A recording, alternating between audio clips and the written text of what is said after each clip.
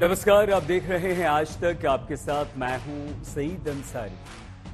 हिरासत से फरमान, सियासी घमासान, हल्लाबोल में आज हम इस प्रश्न पर चर्चा करेंगे कि क्या वाकई अरविंद केजरीवाल ईडी की हिरासत से अपने मंत्रियों को आदेश जारी कर रहे हैं, वो भी लिखित में, यानी चिट्ठी लिखकर। अब प्रश्न ये भी कि क्या वाकई अरविंद केजरीवाल ईडी की हिरासत से चिट्ठी लिखकर आदेश जारी कर रहे हैं।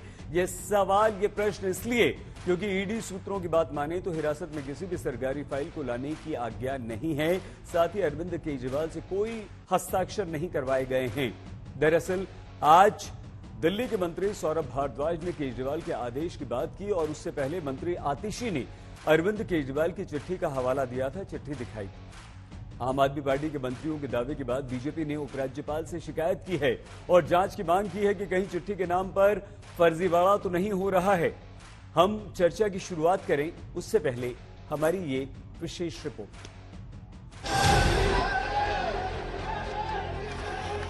एक ओर बीजेपी की घेराबंदी है तो दूसरी ओर आम आदमी पार्टी की मोर्चाबंदी है। एक ओर केजरीवाल के इस्तीफे की मांग का शोर है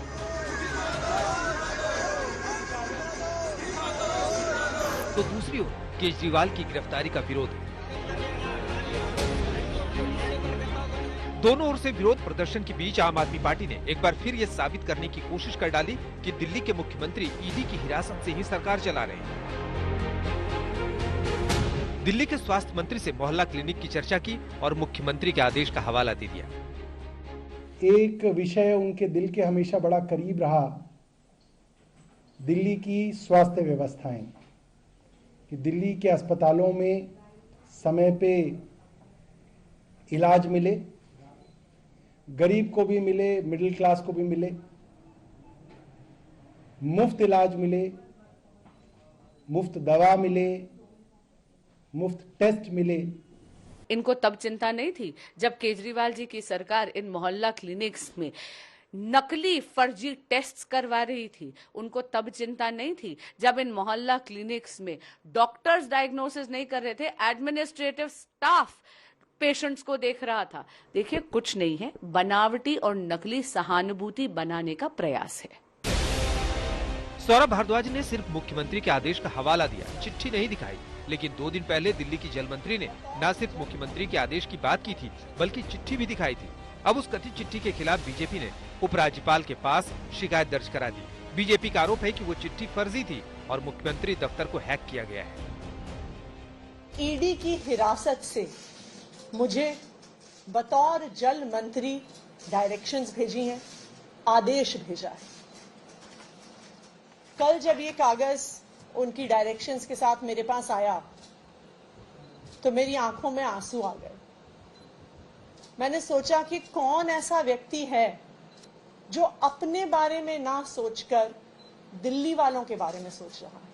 मैंने एलजी साहब से रिटर्न में कंप्लेंट दी है, इसके ऊपर तुरंत कार्रवाई की जाए। परसों जो चिट्ठी दिखाई थी वो चिट्ठी फोर्ज है, फैब्रिकेटेड है, क्रिमिनल कॉन्स्पिरेसी है। उसके ऊपर मुकदमा दर्ज किया जाए, आतिशी जी के ऊपर कार्रवाई की जाए। आतिशी जी को ऐसी चिट्ठी इलीगल मुख्यमंत्री के दफ्तर को इस्तेमाल करके प्रोड्यूस करने में बर्खास्त किया जाए। दरअसल ईडी सूत्रों के मुताबिक हिरासत के दौरान ईडी मुख्यालय में सरकारी फाइलों को लाने पर रोक है। हिरासत में रहते हुए केजरीवाल से कोई हस्ताक्षर नहीं लिया गया है। सीसीटीवी की निगरानी में केजरीवाल पर लगातार नजर रखी जा रही है। ईडी किसी भी संभावित जालसाजी का पता लगाने के लिए आंतरिक जांच कर रही है। केजरीवाल हर रोज शाम में 7 बजे अपने वकीलों से मिलते हैं। सूत्रों का दावा है कि ईडी अधिकारियों को इस बात की जानकारी नहीं है कि कहीं केजरीवाल ने अपने कानूनी सलाहकार के माध्यम से कोई निर्देश तो नहीं जारी किए। भाई, जिस दिन से मुख्यमंत्री अरविंद केजरीवाल हैं, भाजपा वाले एक ही तो शिकायत करते हैं, केजरीवाल काम क्यों कर रहा है, केजरीवाल काम कम कर रहा है, इसलिए गिरफ्तार कर लिया। अब वो कह रहे हैं फिर भी काम कर रहा है। इसी बात को टेंशन है उनको। काम बस सब कुछ करे, काम मत करे। और अरविंद केजरीवाल की जिद है कुछ भी हो जाए हम काम करेंगे। लड़ाई तो इसी बात की है। क्या कहेंगे, शराब के घोटाले में केजरीवाल नहीं है? क्या कहेंगे, दवा और दारू, ये दोनों केजरीवाल साहब को लेके डूब गया। तमाम सियासी खींचतान के बीच कल यानी बुधवार को दिल्ली हाईकोर्ट में केजरीवाल की गिरफ्तारी के खिलाफ याचिका पर सुनवाई हुई। कल ही दिल्ली सरकार ने विधानसभा का विशेष सत्र बुलाया है, जिसमें स्वास्थ्य सेवाओं पर चर्चा होगी। पंकज जैन और कुमार कुणाल के साथ आज तक ब्यूरो। चर्चा की शुरुआत करें उससे पहले हम आपको बता दें, इस समय हमारे साथ बीजेपी के नेता, प्रवक्ता, सांसद डॉक्टर सुधांशु त्रिवेदी, प्रियंका कक्कड़ जी, आम आदमी पार्टी के नेता प्रवक्ता अभय दुबे जी, कांग्रेस के नेता प्रवक्ता आशुतोष जी, राजनीतिक विश्लेषक मौजूद हैं। प्रियंका जी, चर्चा की शुरुआत हम आपसे इसलिए भी करना चाहते हैं क्योंकि आप आम आदमी पार्टी की प्रवक्ता भी हैं और आप एक वकील भी हैं।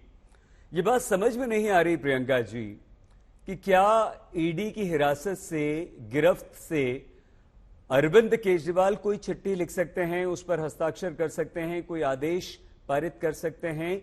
और ये प्रश्न हम आपसे इसलिए पूछ रहे हैं प्रियंका जी कि अब आप पर यह आरोप लग गया है कि आम आदमी पार्टी, अरविंद केजरीवाल तो फर्जीवाड़ा कर रहे हैं, फर्जी चिट्ठियां दिखाई जा रही हैं मंत्री आतिशी और सौरभ भारद्वाज की तरफ से, एक वकील होने के नाते भी और प्रवक्ता होने के नाते भी। प्रियंका जी।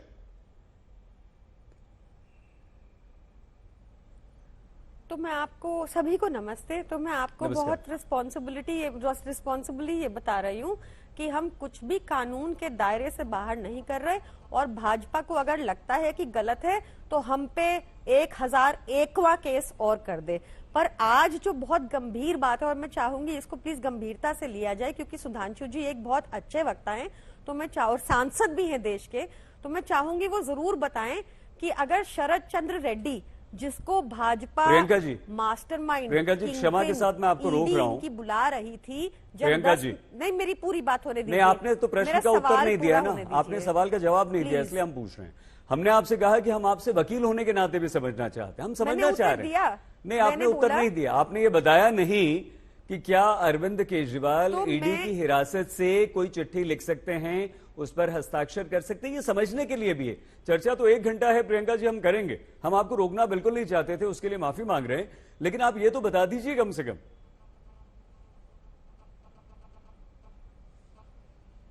तो मुझे प्लीज मेरी बात पूरा करने दीजिए, आपको आंसर मिल जाएगा।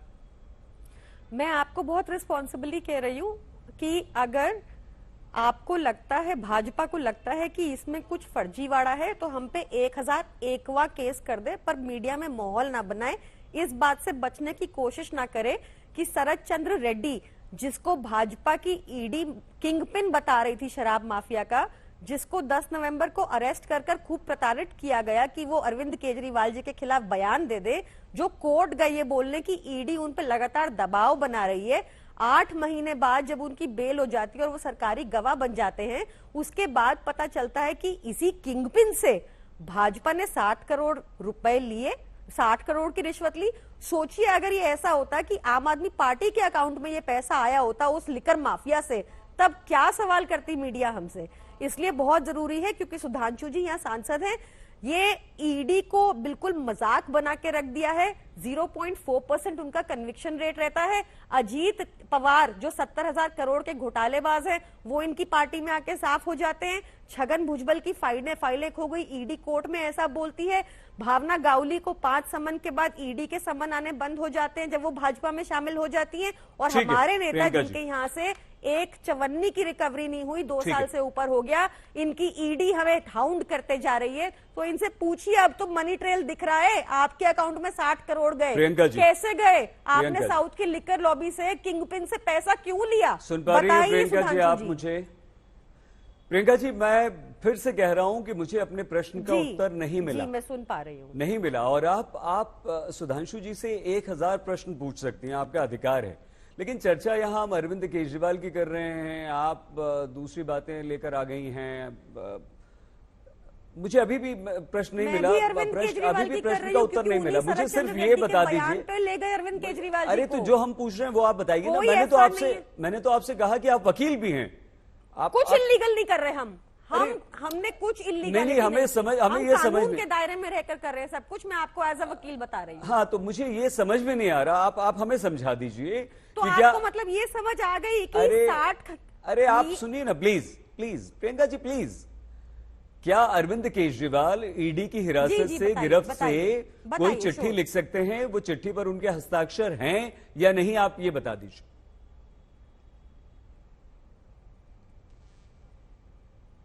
सब कुछ लीगल है। आपको अगर ये समझ आ रहा है कि शरद चंद्र रेड्डी से 60 करोड़ भाजपा ले सकती है, उसके बाद उनकी बेल हो सकती है, वो सरकारी गवाह बन सकते हैं, तो आपको इतनी सिंपल सी चीज क्यों नहीं समझ आ रही? मुझे तो ये समझ अभी भी नहीं आ रहा है। अभी भी आपने इस बात का उत्तर नहीं दिया। रेड्डी ने हिरासत के अंदर रहते हुए आपने अभी भी मुझे ये नहीं बताया। मैं नहीं समझ रहा हूं। मैं तो आप भी वकील हैं, इसलिए आपसे पूछ रहे हैं। फिर कह रही हूँ कि हम सब कुछ कानून के दायरे में रहकर कर रहे हैं। क्या अरविंद केजरीवाल ने चिट्ठी लिखी है? लीगैलिटी कमिट नहीं की। क्या अरविंद केजरीवाल के हस्ताक्षर वाला कोई आदेश आपकी मंत्री आतिशी, मंत्री सौरभ भारद्वाज के पास आया है?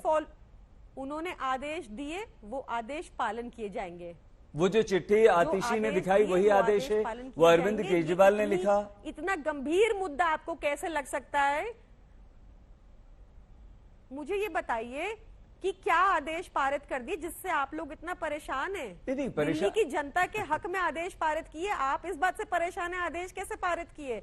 आप इस बात से पारित है कि शरद चंद्र रेड्डी की बेल, इस बात से तो आप परेशान है नहीं कि शरद चंद्र रेड्डी की बेल हो जाती है जब 60 करोड़ भाजपा को मिल जाते हैं। आपको इस बात से परेशान होना चाहिए कि कानून व्यवस्था की क्या हालत कर दी है इस करप्ट बंगारू लक्ष्मण की पार्टी ने।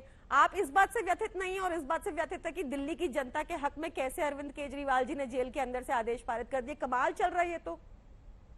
आप पूछिए इनसे कि अगर ये शरद चंद्र रेड्डी ने हमें ठीक है प्रियंका जी, ठीक है, ठीक है, मैं आता हूं, दोबारा आपके पास आता हूं।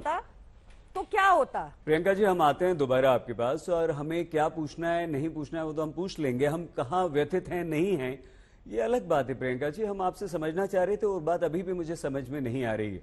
डॉक्टर त्रिवेदी, डॉक्टर साहब, कहीं ऐसा तो नहीं, हम इसे सीधा सीधा जी डॉक्टर सुधांशु, मैं सुधांशु जी आप ही के पास आ रहा हूं। डॉक्टर साहब, कहीं ऐसा तो नहीं कि सीधे सीधे ना खाऊंगा ना खाने दूंगा की बात करने वाले आपके प्रधानमंत्री, एक कट्टर ईमानदार अपने आप को कहने वाले मुख्यमंत्री को अगर इस समय लोकसभा चुनाव और उसके बाद दिल्ली के विधानसभा चुनाव 6 महीने के अंदर अंदर सीधे सीधे कहीं आपको इसका राजनीतिक फायदा मिल रहा है?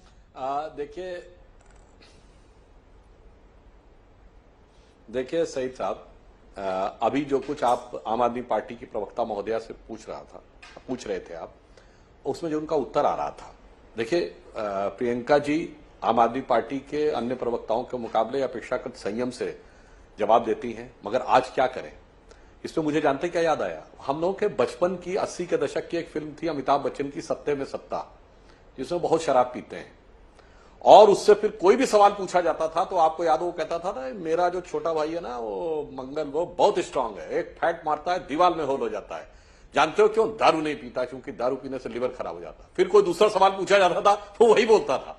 कुछ समय बाद अमजद खान कहने लगता, मेरे भाई मुझे पता है तेरा भाई बहुत स्ट्रांग है, वो इसलिए कि दारू नहीं पीता, दारू पीने से लिवर खराब हो जाता। मुझे लगता है इनकी भी स्थिति यही हो गई है। दिल्ली को दारू के दरिया में डुबोकर ऐसा इनके दिमाग पे चढ़ गई है कि दिल, जिगर, गुर्दा, दिमाग सब कुछ खराब हो गया है। पूछिए कुछ, बोलने लगते हैं कुछ। मगर जो उन्होंने पूछा, मैं उसके बावजूद उनके प्रश्न का उत्तर देते हुए फिर अपने विषय पे आता हूं। इनको लगता है कि यदि किसी व्यक्ति के सरकारी गवाह बनने के ऊपर जो मामला इनकी नजर में लीगल नहीं है, उसके बावजूद न्यायालय उस विषय के ऊपर इनके पक्ष में क्यों नहीं निर्णय दे रहा है? वही न्यायालय जो बकौल विपक्ष के इलेक्टोरल बॉन्ड्स के मामले पे सरकार को की खबर ले रहा है, बकौल विपक्ष के, ये वही न्यायालय जो चंडीगढ़ के मामले पे आम आदमी पार्टी के पक्ष में निर्णय आता है और कहते हैं लोकतंत्र की जीत हो गई। ये वही न्यायालय जो कि राहुल गांधी जी की सदस्यता बहाल कर देता है, वही न्यायालय बकौल इनके जिस मामले में कोई लीगल आधार नहीं है, वो इनको जरा सी भी राहत नहीं दे रहा है। और उसके बाद ये सवाल हमसे पूछ रहे हैं। ये दर्शाता है कि वास्तविकता क्या है। और वास्तविकता जानते क्या है? ये आज जो ये कह रहे हैं ना कि ये कागज है, अभी आतिशी जी बोल रही थी इनके पास, मुझे याद आता सईद जी, ये वैसे ही कागज हो सकते हैं जैसे जब 10 साल पहले राजनीति में आए थे, 11 साल पहले, तो कहते थे मेरे पास बक्सा भर के कागज है शीला दीक्षित जी के खिलाफ, और बेईमान लिख के इनके चारों तरफ से दिखाते थे, कांग्रेस पार्टी के बारे में क्या क्या नहीं बोलते थे। और जैसे ही सत्ता में आए और जब हर्षवर्धन जी ने पूछा था जो हमारे नेता प्रतिपक्ष थे, तो कहते कागज कहां, कागज आप दिखाइए। ये जैसे फर्जी कागज उस समय दिखाते थे या कागज रहे होंगे उसे दबाते थे, वैसा ही कागज आज दिखाई पड़ रहा है। और मुझे लग रहा है आतिशी जी ने अभी बोला कि उनकी आंखों में आंसू आ गए। मुझे लगता है आंखों में आंसू तो दिल्ली की जनता के आ गए होंगे कि ये वही पार्टी है, ये वही शख्स है जो कहते थे, जिन लोगों को बेईमान बेईमान बेईमान कह के कांग्रेस के खिलाफ ऐसे ही झंडा हिलाते हुए रामलीला मैदान के ऊपर आंदोलन कर रहे थे, आज उन्हीं तथाकथित बेईमानों के सरमाएदार में जाके बैठकर जो कहते थे आरोप लगने पे इस्तीफा देना चाहिए, वो आज जाके जेल से कह रहे हैं कि साइन करवा के भेजा। जबकि टेक्निकल पोजीशन ये है कि अगर कोई भी फाइल या कागजात जेल में आएगा तो उसकी एंट्री होगी, और टेक्निकल पोजीशन ये है कि उसकी आउटगोइंग की भी एंट्री होगी। तो बस एक पंक्ति कह दूं सईद जी, आज जो कुछ बोला आतिशी जी ने, उस पर तो मुझे एक पंक्ति याद आती है आम आदमी पार्टी के इस बदले चरित्र पे, कि मानो दिल्ली की जनता कह रही हो कि बड़े मासूम लगते थे मेरे सनम, क्या से क्या हो गए देखते देखते, जिन्हें पत्थर से हमने बनाया सनम वो खुदा हो गए देखते देखते। इनका जो चरित्र में बदलाव आया और ये खुद को खुदा समझने लगे, वो चरित्र देख के निश्चित रूप से दिल्ली की जनता को पछतावा हो रहा हो। अभय जी, दिल्ली में अरविंद केजरीवाल शीला दीक्षित को आपकी उस जमाने के मुख्यमंत्री उन्हें हरा कर उनके भ्रष्टाचार को उजागर करके दिल्ली की सत्ता पर काबिज हुए थे और उन्हें जेल भेजने की बात भी किया करते थे। अपने आप को कट्टर ईमानदार कहते थे। अब जब इतना सब कुछ होने के बावजूद आप दोनों एक साथ मिले और लोकसभा के चुनाव से ठीक पहले अरविंद केजरीवाल भ्रष्टाचार के मुद्दे पर ईडी की हिरासत में गिरफ्त में, आपको लगता है, इसका सीधा सा प्रश्न पूछ रहे हैं, नुकसान आपको होगा?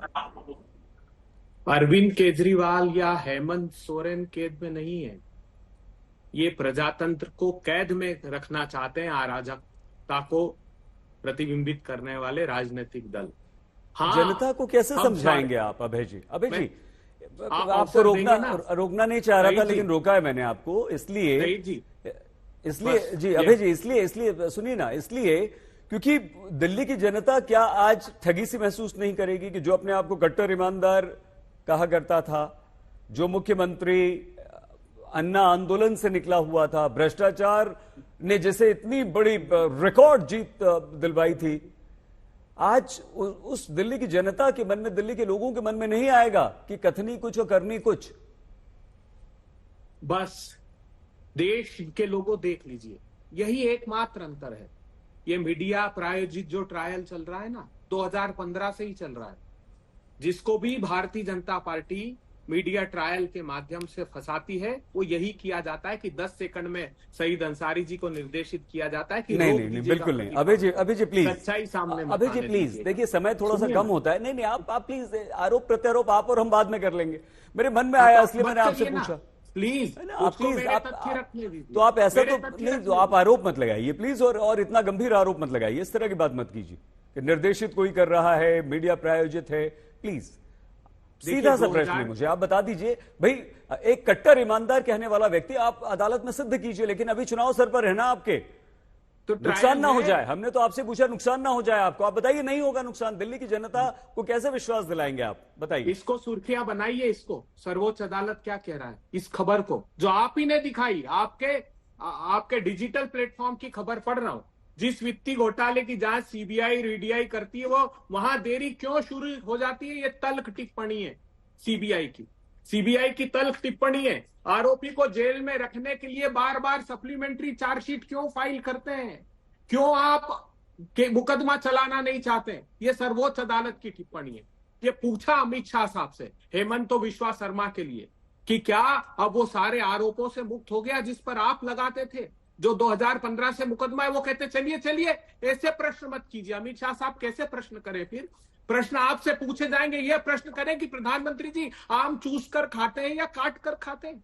प्रधानमंत्री जी बटुए में पैसा 10-20 रुपया नगद रखते हैं कि नहीं रखते? ये प्रश्न करें।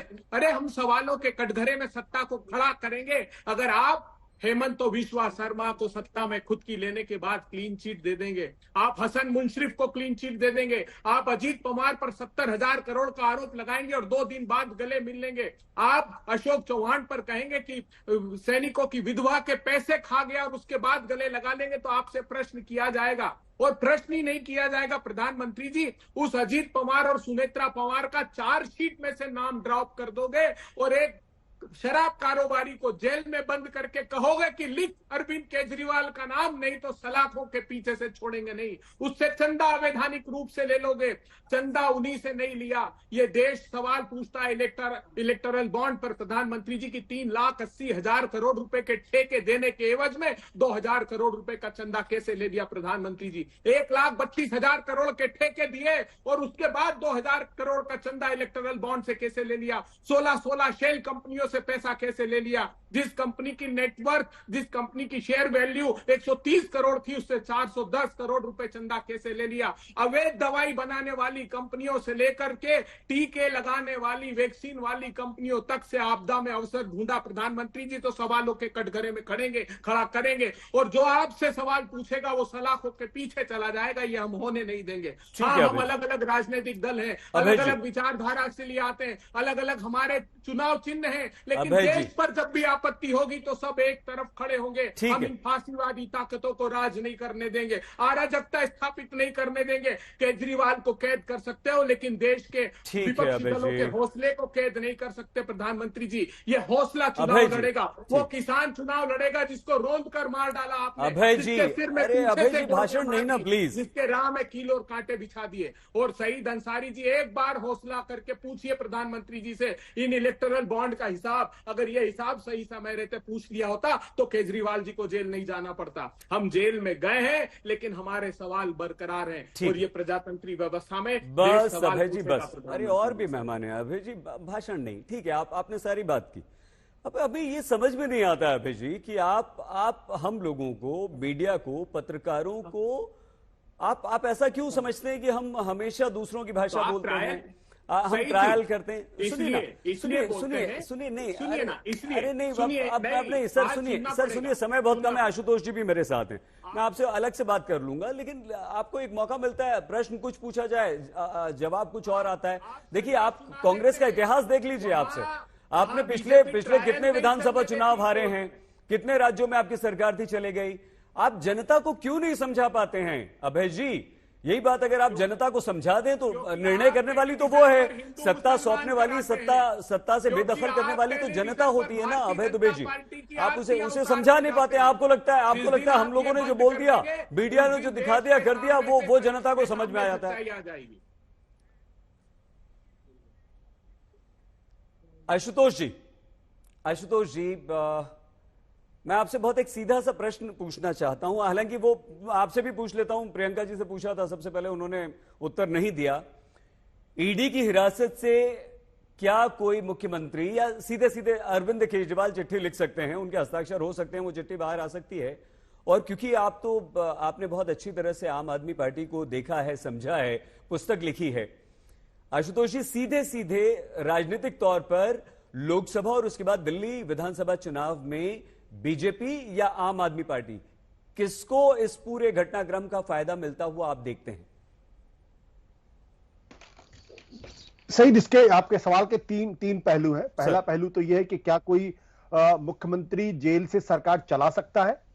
कानून में ऐसी कोई स्थिति नहीं है और ना ही संविधान में कोई ऐसी स्थिति है, लेकिन जो संविधान की अपनी एक नैतिकता होती है उसके हिसाब से सरकार जेल से नहीं चलानी चाहिए। और अगर कोई मुख्यमंत्री गिरफ्तार होते हैं तो उनको अपने पद से इस्तीफा देना चाहिए और साथ ही साथ एक वैकल्पिक व्यवस्था करके जाना चाहिए, जैसा कि हेमंत सोरेन ने। पहला तो आपके सवाल का जवाब ये जी। दूसरा, अगर भारतीय जनता पार्टी यह आरोप लगाती है कि फर्जीवाड़ा हो रहा है, तो केंद्र में सरकार उनकी है, दिल्ली में पुलिस उनके हाथ में है और गृह मंत्री सीधे दिल्ली को रिपोर्ट करती है, तो बजाय यह आरोप लगाने के कि फर्जी आदेश हो रहे हैं, क्यों नहीं वहां पे कार्रवाई की जाती? या ये माना जाए कि तो नैरेटिव बनाने की कोशिश की जा रही है। तो बजाय नैरेटिव बनाने के, अगर कहीं कानून का उल्लंघन हो रहा है तो गृह मंत्रालय को सीधे कार्रवाई करनी चाहिए, बजाय कि भारतीय जनता पार्टी के प्रवक्ता प्रेस कॉन्फ्रेंस करके ऐसी बातें करते जो मेरे समझ के परे। तीसरा इस सवाल का जवाब यह है कि अरविंद केजरीवाल की गिरफ्तारी मैंने कभी भी शराब घोटाले के मसले पे किसी तरह कोई टिप्पणी नहीं की, क्योंकि मेरे पास उस केस से जुड़े हुए कागजात, इसलिए मैं उसकी मेरिट पर टिप्पणी नहीं करता हूं। लेकिन क्या यह महज एक इत्तेफाक है कि अरविंद केजरीवाल की गिरफ्तारी होती है, हेमंत सोरेन की गिरफ्तारी होती है और तमाम लोगों की गिरफ्तारियां हो जाती हैं, लेकिन कर्नाटक के अंदर जनार्दन रेड्डी को भारतीय जनता पार्टी अपनी पार्टी में शामिल कर लेती है, जिनके ऊपर सुप्रीम कोर्ट ने यह आरोप लगाया था कि आप जो है वो बेल्लारी के इलाके में नहीं घुस सकते, पास का अनंतपुर में भी नहीं जा सकते, जिनको गिरफ्तार किया गया है, सीबीआई के 9 केसेस हैं। तो यह कैसे संभव हो जाता है? तो इसके 3 पहलू हैं और ये तीनों पहलू पर चर्चा होनी चाहिए कि जब भारतीय जनता पार्टी से कोई जुड़ा हुआ व्यक्ति है तो उसके खिलाफ ईडी कार्रवाई क्यों नहीं करती। और वैसे में अभय जी का यह सवाल बहुत जायज है, शुभेंदु अधिकारी पर कार्रवाई क्यों नहीं होती, हिमंत बिश्व शर्मा पर कार्रवाई क्यों नहीं होती, जनार्दन रेड्डी के ऊपर कार्रवाई क्यों नहीं होती है, अशोक चौहान के ऊपर कार्रवाई क्यों नहीं होती है और इनको पार्टी में क्यों शामिल कर लिया जाता है। तो अगर संविधान सम्मत अगर अरविंद केजरीवाल कोई संविधान का उल्लंघन करते हुए दिखाई पड़ रहे हैं तो यह भी सर्वविदित है कि कहीं ना कहीं भारतीय जनता पार्टी भी उस संविधान का उस तरीके से सम्मान नहीं कर रही जिस तरीके से सम्मान करना चाहिए, क्योंकि संविधान रूल ऑफ लॉ से चलता है, संविधान इक्वालिटी बिफोर लॉ से चलता है। और अगर एजेंसीज कानून का सम्मान नहीं करेंगे, कानून की समानता के सिद्धांत पर अगर काम नहीं करेंगी और यह ऐसा अगर प्रतीत होगा कि वो कुछ राजनीतिक दलों को पर तो टारगेट करती है, दूसरे राजनीतिक दलों को की तरफ से आंखें मूंद लेती हैं, तो सवाल तो खड़े होंगे ना। ठीक है डॉक्टर सुधांशु, 3 लोगों के आरोप आपके ऊपर सीधे हैं और एक चीज और सर हम आपसे भी ये समझना चाहते हैं डॉक्टर त्रिवेदी, जिस व्यक्ति को आप भ्रष्टाचारी बताते हैं, आरोप नहीं लगा, नहीं ठीक है, आरोप नहीं था वो, जिस व्यक्ति को आप भ्रष्टाचारी बताते हैं, जो कांग्रेस में होता है, दूसरे राजनीतिक दलों में होता है, जो आपकी विचारधारा से बिल्कुल मेल नहीं खाता, आपका विरोधी होता है, आप उसे अपनी पार्टी में शामिल करवा लेते हैं, उसे मुख्यमंत्री तक बना देते हैं। क्या आपको नहीं लगता कि जनता की अदालत में हमें जाना होगा? हम क्या मुंह लेकर जाएंगे, क्या बताएंगे जिसका विरोध कल हम करते थे, जो नरेंद्र मोदी को बुरी बुरी बातें कल कहा करता था, आज वो हमारे साथ आकर खड़ा हो गया है? सुधांशु जी, देखिए, मैं सारी बातों का उत्तर दूंगा और हमारे दोनों विद्वान वक्ताओं ने जो बोला उसका उत्तर देने का प्रयास करूंगा। अभय दुबे जी ने सत्ता की विरह में जो बिरहा सुनाया वो लगभग वही है जो कांग्रेस के प्रवक्ता लोग हर इसमें बोलते हैं डिबेट में। आशुतोष जी से ज्यादा उपयुक्त राजनीतिक विश्लेषक इस डिबेट के लिए नहीं हो सकता था, जिन्होंने पत्रकार के रूप में बाहर से बैठकर केजरीवाल जी के विराट व्यक्तित्व को भी देखा, फिर अंदर जाकर उस विराट व्यक्तित्व के बौनेपन को भी देखा और फिर बाहर आकर तटस्थ भाव से भी देख रहे हैं। एक दो मैं बातें, सब आरोप प्रत्यारोप चलते रहेंगे, मैं टेक्निकल बात बताना चाहता हूं जो मेरी समझ है, क्योंकि हमने भी सरकार को नजदीक से देखा है। जब कोई फाइल मुख्यमंत्री के यहां आती है तो 2 ही जगह डेजिग्नेटेड होती है, मुख्यमंत्री आवास या मुख्यमंत्री कार्यालय। इसके अतिरिक्त यदि मुख्यमंत्री किसी तीसरी जगह पे है तो उसे कहा जाता है मुख्यमंत्री कैंप ऑफिस, यानी अस्थायी रूप से वो दूसरा ऑफिस है। तो उसका बाकायदा नोटिफिकेशन जारी होता है कि इस काला अवधि में मुख्यमंत्री जी फला स्थान पर रहेंगे। जैसे मानिए कोई दिल्ली के बाहर चला गया और अर्जेंट फाइल है तो साइन करने के लिए जाती है, उसका नोटिफिकेशन होता है, फिर उसकी एंट्री होती है। तो यहां जो फर्जीवाड़े की बात है, हम तो इसलिए कह रहे हैं ना कि इनकी सरकार है तो इन्हें दिखाना चाहिए पहले वो नोटिफिकेशन कि दिल्ली सरकार ने एक नोटिफिकेशन किया है कि इस कालखंड में ड्यूरिंग दिस टाइम पीरियड मुख्यमंत्री का कैंप ऑफिस हिरासत में या हवालात में रहेगा। सेकेंड, फिर जो भी फाइलें जाती हैं वो बाकायदा डाक में चढ़ कर जाती हैं, यानी उनकी बाकायदा वो होती है नोटिंग, तो वो दिखा दे कि अमुक तारीख को ये फाइल गई थी और अमुक तारीख को वापस आई। जैसे ईडी ने कहा कोई साइन ही नहीं हुए हैं, तो सरकार का तो ऑफिशियल स्टैंड एजेंसी का है कि साइन नहीं, ये कह रहे हैं साइन हुए हैं, तो इनको वो सरकारी दस्तावेज दिखा देना चाहिए। नहीं दिखाना फिर इनकी उसी फितरत को दर्शाता है कि कुछ भी कागज लहरा देना, कुछ भी आके बयान दे देना। उसके बाद अब दुबे जी की बात का जवाब देता हूं। वो कह रहे हैं केजरीवाल जी जेल में गए, तो मैं दुबे जी को याद दिलाना चाहता हूं केजरीवाल जी के जो गुरु जी थे अन्ना हजारे, उनको किसने जेल में भेजा था? तिहाड़ जेल में कांग्रेस नहीं भेजा था ना। दूसरा नाम आपने लिया हेमंत सोरेन। हेमंत सोरेन के पिताजी शिबू सोरेन, उनको भी गुरु जी ही कहा जाता है झारखंड में, वो किसके जमाने में जेल गए थे? हमारे जमाने में गए थे कि आपके जमाने में गए थे? तो भैया जेल भेजने और जेल जाने के जो लोग पुराने अनुभवी रहे हैं, श्री लालू प्रसाद यादव जी सन 97 में जेल चले गए थे, तो तब तो अमित शाह जी का तो नाम मैं दावे कर सकता हूं किसी ने नहीं सुना होगा। मोदी जी यद्यपि भाजपा के जनरल सेक्रेटरी हो गए थे तो कुछ लोग जानते होंगे, भाजपा कभी दूर दूर तक सत्ता में नहीं आई थी, जनता दल की सरकार केंद्र में कांग्रेस के समर्थन से थी। तो किस प्रकार की बात बोलते हैं तो थोड़ी गंभीरता से बोलना चाहिए। और दूसरी बात, अभी भावावेश में दोनों बातें बोली कि हमारे जिन नेताओं पे आरोप है, देखिए हमने कहा आरोप है, हम अपनी बात पे कायम हैं। आप ही के कार्यक्रम में अमित शाह जी ने आके कहा आपके चैनल पे, हमने किसी भी व्यक्ति से ना केसेस विड्रॉ किए हैं ना किसी के क्लोजर रिपोर्ट लगाई है। मगर अभय दुबे जी से पूछना चाहता हूं, अभी आशुतोष जी ने कहा जनार्दन रेड्डी के ऊपर कार्रवाई, तो कर्नाटक में तो सरकार कांग्रेस की है, क्यों नहीं कार्रवाई इनिशिएट करती है? शुभेंदु अधिकारी जी के ऊपर कार्रवाई तो ममता बनर्जी की सरकार क्यों नहीं शुरू करती? अरे भाई आप कह रहे हैं ना कि आपको लगता बीजेपी ने आरोप लगाए थे, कार्रवाई आगे नहीं बढ़ी, बताइए ना भाई कहानी क्यों नहीं शुरू कर रहे? पता है क्योंकि ऑफिशियल स्टैंड तृणमूल कांग्रेस, एक मिनट पूरी बात कह दूं सर दर्शकों के स्पष्टीकरण के लिए, चूंकि तृणमूल कांग्रेस का ऑफिशियल स्टैंड ये है, जो हमने आरोप लगाए थे उन पर इनका स्टैंड है कि ऐसा कुछ हुआ ही नहीं था। इनकी सरकार का सरकारी स्टैंड है, हमने आरोप लगाए थे, हम आरोप पे कायम है, स्टैंड इन्होंने बदल लिया है और इसके बावजूद सरकारी कार्रवाई नहीं कर रहे हैं। अभय दुबे जी ने कहा कि 2015 में हेमंता विश्व शर्मा, अब देखिए इतना लंबा पूछा, मैं पॉइंट बाय पॉइंट जवाब दे रहा हूं, मैं इधर उधर की कोई बात नहीं कर रहा हूं। इन्होंने 2015 में कहा, मैं पूछना चाहता हूं हेमंता विश्व शर्मा पे कौन सा केस दर्ज था 2015 में? और 2015 में असम में किसकी सरकार थी? तरुण गोगोई की सरकार थी ना, उसने केस दर्ज किया था। तो आके कुछ भी बोलना शुरू कर देना और फिर ये कहना स्टैंड आप चेंज करते हैं। जिन चीजों पे आपकी सरकार आधिकारिक बयान देती है ऐसा कुछ नहीं हुआ, वहां आप कहते हैं ऐसा हुआ था और फिर उसका जवाब भी नहीं देते। आपने सबके प्रश्नों का उत्तर दिया, हमारे प्रश्न का उत्तर नहीं दिया। हमारा प्रश्न बड़ा सीधा सा था, एक आम भारतीय नागरिक होने के नाते, कि जिससे आप भ्रष्टाचारी बताया करते थे उसे शामिल कर लेते हैं बीजेपी में, उसे टिकट दे देते हैं, मुख्यमंत्री बना देते हैं, मंत्री बना देते हैं, तो जनता के बीच जाते हैं तो कैसा लगता होगा? हाँ, उसका भी मैं एक लाइन में पुनः स्पष्टीकरण कर देता हूं। हमने आरोप लगाए थे, हमने किसी से आरोप विड्रॉ नहीं किए। जिन जिन नेताओं पे जांच चल रही थी वो विपक्ष में रहे हुए, हमारी तरफ जांच यथावत चल रही है। आप ही के चैनल के कार्यक्रम में एजेंडा आज तक में अमित शाह जी क्लियर कट बोल चुके हैं कि हमने किसी से केस विड्रॉ नहीं किए। स्टैंड इनका चेंज हुआ है, इनका सरकार, हम तो विपक्ष में रहते हुए आरोप लगाए थे, इनका सरकार में रहते हुए स्टैंड था ऐसा कुछ हुआ ही नहीं, ये सारी बात फर्जी है।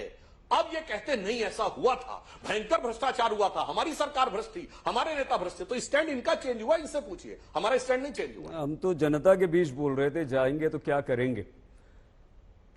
प्रियंका जी, प्रियंका जी जनता के सामने स्पष्ट होगा सर। प्रियंका जी 10 सेकंड सिर्फ। हाँ अभय जी, प्रियंका जी के बाद आपके पास आ रहा हूं। प्रियंका जी आप हाँ कुछ कहना चाह रहे हैं? 10 सेकंड में रिप्लाई देना चाहता हूं, फिर आप चले जाइएगा। बोलिए अभय जी।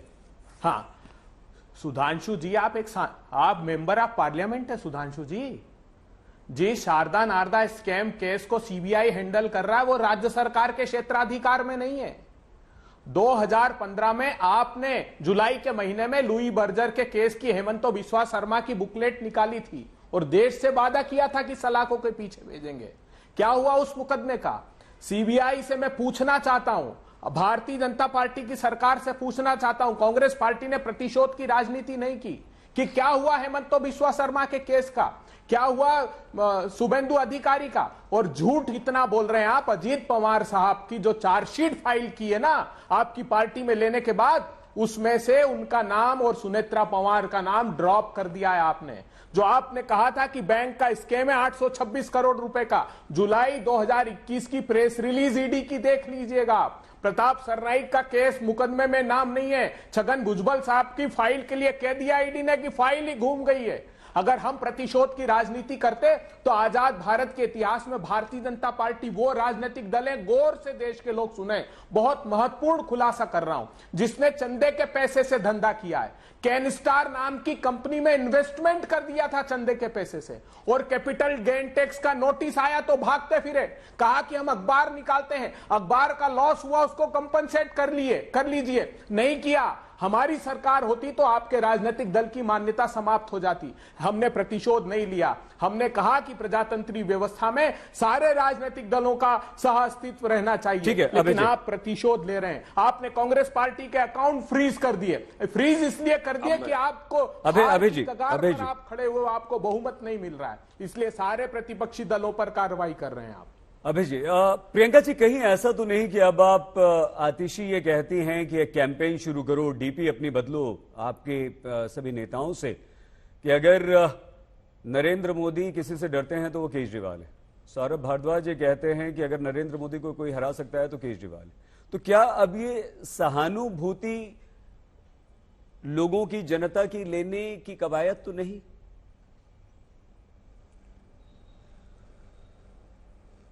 सर जी, इसमें ना हमें कुछ करना नहीं पड़ रहा। इसमें आपने भी अच्छा रोल निभाया। जैसे आपने 4 बार मुझसे तो सवाल पूछ लिया जो इतना इंपॉर्टेंट नहीं था, पर आपने एक बार भी भाजपा से पूछा नहीं कि शरद चंद्र रेड्डी को, जिसको साउथ का किंगपिन बताती थी भाजपा की ईडी, उन्होंने उसके अरेस्ट के 4 दिन बाद कैसे 60 करोड़ रुपए की रिश्वत ली अपने अकाउंट में। तो अगर आप एक बार भी उनसे एक्स्ट्रा पूछ लेते तो शायद हमें ये सहानुभूति ना मिलती। पर जनता भी देख रही है कि क्या चल रहा है। और जहां तक इन्होंने कहा कोर्ट हमें बेल नहीं देती, तो सुधांशु जी को भली भांति पता है कि 2018 में इन्होंने कानूनों में, पीएमएलए लॉ में ऐसा संशोधन किया कि बिना किसी प्रूफ के अनंत काल तक आप किसी को भी जेल में रख सकते हैं। और यही वजह है कि आज तक ट्रायल शुरू नहीं हुआ। ना मनीष सिसोदिया जी का ट्रायल शुरू हुआ है, ना सत्येंद्र जैन जी का ट्रायल शुरू हुआ है, ना अरविंद केजरीवाल जी का ट्रायल शुरू हुआ है, ना संजय सिंह जी का ट्रायल शुरू हुआ है। किसी से 2 रुपए, एक चवन्नी नहीं मिली। 2 रुपए तो बड़ी बात है, किसी से एक चवन्नी की रिकवरी नहीं हुई। पर हमारे नेता सलाखों के पीछे हैं। और इनके यहाँ पे 2G का एकमात्र स्कैमस्टर जिसको कन्विक्शन हुई, मधु कोड़े, जिसके लिए प्रधानमंत्री मोदी ने कहा कि ऐसे परिवार से मैं हमेशा दूर रहूंगा, उनको अपनी पार्टी में शामिल कर लिया। Adarsh scam, Narada scam, Saradha scam, Louis Berger scam, कोई भी स्कैम आज देश का निकालना है तो वो सब बंगारू लक्ष्मण की पार्टी ज्वाइन कर चुके हैं। ये है इनका तरीका भ्रष्टाचार साफ करने का। जो आज ईमानदार है वो जेल में है, जो इनसे क्वेश्चन पूछता है वो जेल में है। और ये सारे अपने अंदर अपने सारे अपराधी, बलात्कारी, करप्ट, भ्रष्ट लोग इन्होंने बंगारू लक्ष्मण की पार्टी में शामिल कर लिए हैं अब। ठीक है आशुतोष जी, एक नैरेटिव की बड़ी बात हो रही है आजकल देश की राजनीति में। अब वो समझ में नहीं आता वो नैरेटिव होता क्या है, वो जनता के मन मस्तिष्क पर उसके क्या असर डालता है। लेकिन यहां इस केस में, अरविंद केजरीवाल की गिरफ्तारी के केस में, आपको क्या नैरेटिव नजर आता है? कट्टर ईमानदार पर भ्रष्टाचार का आरोप और वो गिरफ्तार, या अगर मोदी किसी से डरते हैं तो केजरीवाल से डरते हैं, अगर मोदी को कोई हरा सकता है तो केजरीवाल हरा सकता है? ये नैरेटिव वाकई जनता के बीच जाता है आशुतोष जी, या जनता क्या सोच के वोट देती है? देखिए, ये नैरेटिव तो जाता है सही, और राजनीतिक पार्टी और राजनेता वो चतुर होता है जो इस नैरेटिव को जनता के बीच में सिंक करा ले जाता है जी। या ये अभ्यास नरेंद्र मोदी जी ने बहुत अच्छी तरीके से किया है और देश की राजनीति में उनका इसमें बड़ा योगदान रहेगा। लेकिन उसी तरीके से अरविंद केजरीवाल को भी ये आर्ट आता है कि किस तरीके से एक कम्युनिकेशन की लाइन बनाई जाए और उसको जनता के बीच में सिंक कराया जाए। और मुझे लगता है वो कामयाब है। देखिए, कामयाब अगर नहीं होते तो एक पार्टी जो 2012 में बनी, वो पार्टी पहली बार चुनाव लड़ती है और 27 सीट जीत कर ले आती है, और कांग्रेस जैसी पार्टी 8 सीट पर सिमट जाती है। और नरेंद्र मोदी की जबरदस्त लोकप्रियता के बावजूद भी दिल्ली में 70 में से 67 सीटें आम आदमी पार्टी जीत जाती है। बीजेपी के पास सिर्फ 3 विधायक रहते हैं, स्कूटर भी चल सकते थे। और 2019 अगर मान लीजिए वो फ्लूक था तो 2020 भी फ्लूक नहीं था, क्योंकि 70 में से 62 विधायक आम आदमी पार्टी के पास आते। इसका मतलब यह है कि लोगों को इस बारे में यकीन है कि आम आदमी पार्टी कुछ ऐसा कर रही है जो उनके हित में है, अन्यथा इतना अनप्रेसिडेंटेड मैंडेट नहीं मिलता। अब यहां पे जो प्रश्न अभी सुधांशु जी के प्रश्न का, चूंकि उन्होंने कहा कि कार्रवाई नहीं होती है, मैंने अभी देखा इकोनॉमिक टाइम्स की एक रिपोर्ट है जी 2 अप्रैल 2016 को हेमंत बिस्वा शर्मा के संदर्भ में एक सवाल पूछा गया प्रेस कॉन्फ्रेंस में अमित शाह जी से, कि पूछा गया कि क्या हेमंत बिस्वा शर्मा भ्रष्टाचार के आरोपी है या नहीं है। उन्होंने भ्रष्टाचार किया या नहीं किया। अमित शाह जी उस सवाल का जवाब नहीं देते हो, कहते हैं मैं ऐसे सवालों का जवाब नहीं देता हूं जो सवाल आप लोग पूछ रहे थे। और यह वो सच्चाई है कि लुई बर्गर केस में और साथ ही साथ शारदा घोटाले में की एक्यूज्ड सीबीआई ने उनको बनाया था। उन्होंने कहा था अमित शाह जी ने कि इस पूरे मामले की जांच होगी।